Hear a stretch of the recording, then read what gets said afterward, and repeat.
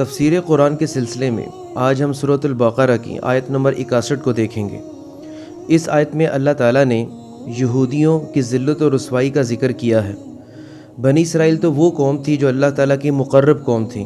یہ تو وہ قوم تھی جس میں اللہ تعالیٰ نے اپنے کئی جلیل القدر پیغمبر جو ہیں وہ نازل کیے ہیں، اتارے ہیں، اور یہاں تک کہ 3 مقدس کتابیں بھی اسی قوم کی طرف اتاری گئی تھیں، تورات، زبور اور انجیل۔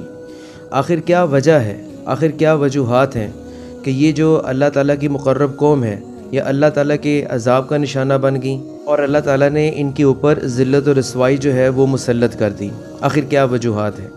آج ہم انشاءاللہ ان وجوہات کو دیکھیں گے قرآن کی آیت کی روشنی میں، اور اس کے ساتھ ساتھ ہم ان کا کچھ تاریخی پس منظر بھی دیکھیں گے کہ ان کے اوپر 2 ایسے وقت گزرے ہیں کہ جب ان کی عبادت گاہ یعنی کہ ہیکل سلیمانی جو ہے وہ تباہ و برباد کر دیا گیا تھا، اور ان کی جو تورات تھی ان کو نظر آتش کر دیا گیا تھا، اور ان کو محکوم بنا لیا گیا تھا اس بنی اسرائیل کی قوم کو۔ لیکن سب سے پہلے ہم اس قرآن کی آیت کو دیکھتے ہیں سورۃ البقرہ کی، جس کے کانٹیکسٹ میں آج کا یہ سارا لیکچر ہے۔ سورۃ البقرہ کی آیت نمبر 61 میں ہے تو یہ کافی بڑی آیت، لیکن اس میں ہم ایک چھوٹا سا ٹکڑا لیں گے اس آیت کا۔ اللہ تعالیٰ فرماتا ہے وَضُرِبَتْ عَلَيْهِمُ الذِّلَّةُ وَالْمَسْكَنَةُ، اور ان پر ہم نے ذلت اور مسکینی جو ہے وہ مسلط کر دی۔ وَبَاءُوا بِغَضَبٍ مِّنَ اللَّهِ، اور اللہ کا عذاب جو ہے وہ ان پر لوٹا۔ ذَلِكَ بِأَنَّهُمْ كَانُوا يَكْفُرُونَ بِآيَاتِ اللَّهِ وَيَقْتُلُونَ النَّبِيِّينَ بِغَيْرِ الْحَقِّ۔ اب یہ ایک آیت کا امپورٹنٹ پوائنٹ ہے۔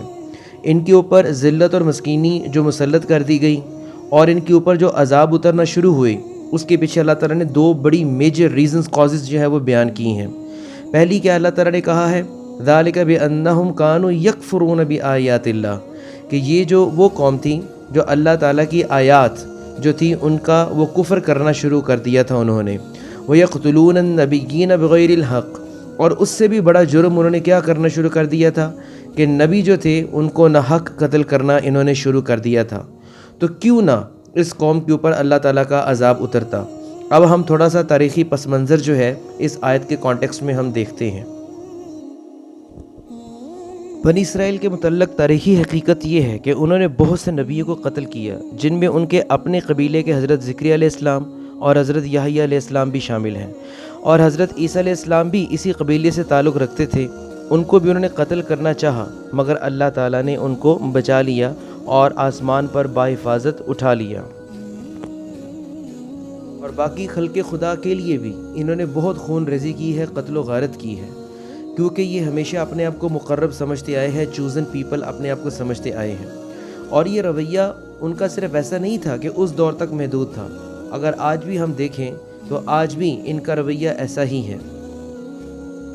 اسی بات کو اللہ تعالیٰ نے ایک اور جگہ بھی کچھ یوں فرمایا ہے وَقَضَيْنَا إِلَىٰ بَنِي إِسْرَائِيلَ فِي الْكِتَابِ لَتُفْسِدُنَّ فِي الْأَرْضِ مَرَّتَيْنِ وَلَتَعْلُنَّ عُلُوًّا كَبِيرًا، اور اللہ نے ان کی کتابوں میں یہ بات لکھ دی تھی کہ اگر تم نے اللہ کی نافرمانی کی اور نافرمانی کی راہ اختیار کی تو اللہ تعالیٰ تم پر کوئی دشمن مسلط کر دے گا اور تمہیں سزا دے گا۔ اب ہم ان کی تباہی کا کچھ تاریخی پس منظر دیکھتے ہیں۔ یہودیوں کی بدبختی کے انہوں نے اللہ کے نبی سیدنا زکریا علیہ السلام کو آرے سے 2 ٹکڑے کر دیا، اور ان کے بیٹے یحییٰ کو رومی بادشاہ نے ایک فاحشہ عورت کی خاطر قتل کروا دیا۔ سیدنا یحییٰ کا سر پلیٹ میں رکھ کر اس بدبخت کو پیش کیا۔ سیدنا عیسیٰ علیہ السلام کو مصلوب کرنے کی بھرپور کوشش کی گئی، ان کو صلیب پر چڑھانے کی بھرپور کوشش کی گئی۔ وہ تو اللہ تعالیٰ کی حکمت تھی کہ اللہ تعالیٰ نے حضرت عیسیٰ علیہ السلام کو بچا لیا اور ان کو بحفاظت آسمان پر اٹھا لیا۔ یہودیوں کی مسلسل نافرمانیوں اور انبیاء اکرام سے بدسلوکی کی وجہ سے اللہ تعالیٰ نے انہیں کچھ سزائیں بھی دیں۔ مثلاً عراق کے کلدانی بادشاہ بخت نصر نے فلسطین پر حملہ کر کے یہودیوں کی اینٹ سے اینٹ بجا دیں، ان کی بستیاں تباہ کر دیں، یہاں تک کہ ان کی عبادت گاہیں بھی تباہ کر دیں، اور اس میں ہیکل سلیمانی کو بھی برباد کر دیا، اور اس کے ساتھ ساتھ تورات کے جو مقدس نسخے جلا دیے اور لاکھوں یہودیوں کو غلام بنا لیا۔ اور یہ بخت نصر قدیم عراق بابل کا بادشاہ تھا، اس کا فرما روا تھا، بہت سخت گیر تھا اور ظالم اور جابر حکمران تھا۔ اور یہ واقعہ کب کا ہے؟ 588 قاف میم یعنی کہ 588 قبل مسیح کا یہ واقعہ ہے۔ اور جب بخت نصر نے حملہ کیا تو بنی اسرائیل کی جو جنوبی ریاست تھی نا یہودیہ، اس پر اس نے حملہ کیا تھا، اور یہودیوں کو وہ غلام بنا کر اپنے ساتھ بابل لے گیا تھا، اور کئی سال بنی اسرائیل نے یہودیوں نے ان کی غلامی جو ہے وہ برداشت کی۔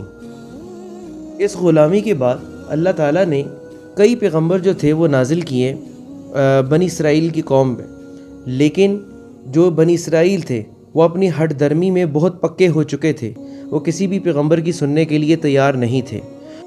اسی وجہ سے یہود کی بدبختیوں نے پھر بھی ان کا پیچھا نہ چھوڑا، وہ پھر بد عملی کی راہ پر چل پڑے، اللہ تعالیٰ اور اس کے رسولوں کی نافرمانیاں کرنے لگے۔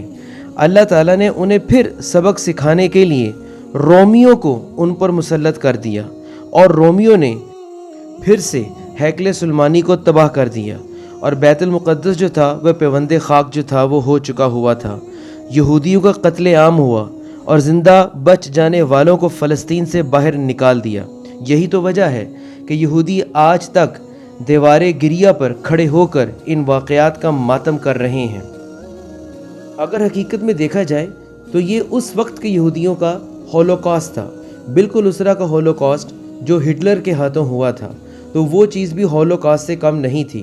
تو اب ہٹلر ہی کی مثال لے لیں، جو اس نے سلوک کیا یہودیوں کے ساتھ، یہودیوں کا قتل عام ہوا، تو یہ پہلی بار قتل عام نہیں ہوا تھا، تو یہ پہلی دفعہ ہولوکاسٹ کا واقعہ یہودیوں کے ساتھ پیش نہیں آیا تھا، بلکہ یہ پہلے بھی 2 بار آ چکا ہوا ہے، جس کا ذکر سورہ بنی اسرائیل میں، جیسا کہ میں نے آیت بھی پڑھی تھی، اللہ تعالیٰ کر چکا ہوا ہے۔ اور اس کے علاوہ اگر ہم ان کی تاریخ کو سٹڈی کرتے ہیں یہودیوں کی، تو ان کے اوپر ذلت اور مسکینی جو ہے وہ مسلط رہی ہے، اور ابھی بھی دیکھا جائے یہ کوئی اپنی تعداد میں کثرت میں زیادہ نہیں ہے کہ پوری دنیا کے اوپر یہ پھیلے ہوں۔ ہاں ایک بات ضرور ہے کہ انہوں نے اپنی چالاکی کے ذریعے دنیا کو کافی حد تک اپنے کنٹرول میں کیا ہوا ہے، تو ان کی روش یہ نئی نہیں ہے، بلکہ ان کی روش یہ پرانی ہے۔